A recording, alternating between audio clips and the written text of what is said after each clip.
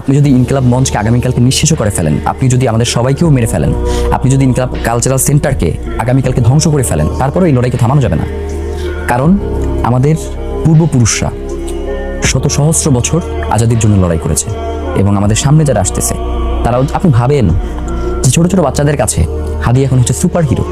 সে হাদির ছবি আঁকতেছে, হাতের লেখা লিখতেছে, সেখানে হাদির গান গাইতেছে, স্কুলের প্রতিযোগিতায় সে হাদি হয়ে দাঁড়িয়ে যাইতেছে, বাবা মা সন্তানদেরকে হাদি করে গড়ে তুলতেছে। যার কারণে বাংলাদেশের মানুষ একটা পক্ষ যদি মনে করে যে হাদিকে মেরে ফেলার মধ্য দিয়ে হাদির এই লড়াইকে থামিয়ে দেওয়া যাবে, আমার তো মনে হয় যে হাদিকে মেরে ফেলার মধ্য দিয়ে বাংলাদেশে এই লড়াইটাকে আরো 100 বছর সামনে এগিয়ে নিয়ে যাওয়া হয়েছে। যে এই লড়াই কোনোভাবেই আর থামানো সম্ভব হবে না। এই লড়াই 100 গুণ গতিতে আরো সামনের দিকে এগিয়ে যাবে, এটা আমার বিশ্বাস। তো আমাদের ভাই আফসোসের যে ব্যাপারটা, সেটা হচ্ছে গত 1.5 বছর ধরে, মানে আমরা তো বিভিন্নভাবে হুমকি পেয়েই আসছিলাম।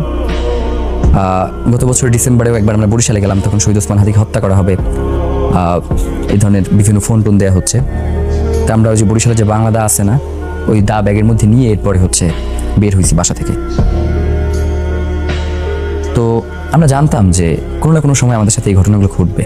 সেই রিস্ক কি এখনো আছে? এখনো আছে, কিন্তু এই যেমন আমি চাইলেই কিন্তু গাড়ির মধ্যে নিজেকে আবৃত করে নিতে পারি, কিন্তু জনগণের কাছে যাওয়ার জন্য, মানে আপনি ভাবেন যে ফুটপাতে যে লোকটা চা বিক্রি করে, তারও তো মনস্তত্ত্ব পরিবর্তন হইতে হবে, সেও তো এই দেশেরই সন্তান। তার কাছেও তো বাংলাদেশের নিজস্বতা, আমাদের যেই সংস্কৃতি, আমাদের যেই বৈশাখ, আমাদের যে ঈদে মিলাদুন্নবী, আমাদের যা যা আছে শবে বরাত থেকে শুরু করে, এই জিনিসগুলো তো তারে বুঝাইতে হবে। যে একটা জিনিস ভাবেন ভাই, আমি যে গানটা শুনি, এই গানটাও সেট করে দেওয়া হয় যে কোন গানটার কোন ধরনের ক্লাস আছে। মানে বস্তির একটা লোক যেই গানটা শুনে, আবার এলিট ক্লাসের যেই গানটা শুনে, এলিট ক্লাসের লোকজন এই গানটাকে খুব সিসি করতেছে, মানে তার কাছে কোনো গানই না।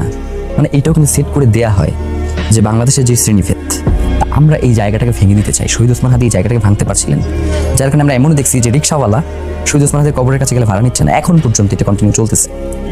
আমি সেলুনে চুল কাটতে গেছি, 1.5 মাস পরে চুল কাটাইতে গেছি, কাটার পরে বলতেছে যে টাকা নিব না, আপনাকে একটা ওয়াদা দিতে হবে।